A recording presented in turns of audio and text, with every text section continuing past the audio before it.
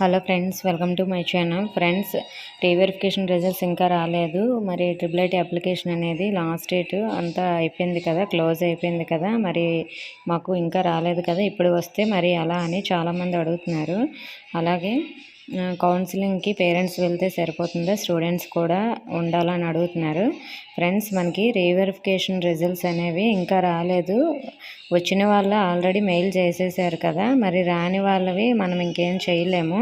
మరి మనకి మెయిల్ చేసే డేట్ కూడా 20వ తేదీతో లాస్ట్ అని ఇచ్చారు.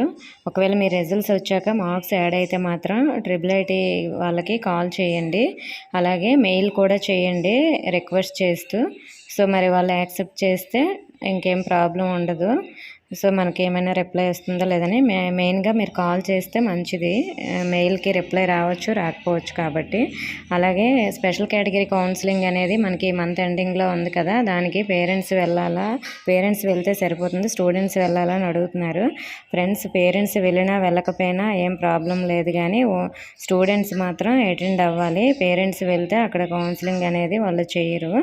సో మరి కౌన్సిలింగ్ అంటే ఏమీ కాదు, సర్టిఫికేట్ వాళ్ళు వెరిఫికేషన్ అనేది చేస్తారు, కానీ స్టూడెంట్నే రమ్మని చెప్తారు. సో లాస్ట్ టైం కూడా ఇది చాలామందికి డౌట్స్ ఉంటే నేను కనుక్కున్నాను. సో కాబట్టి మీరు స్టూడెంట్సే వెళ్ళండి.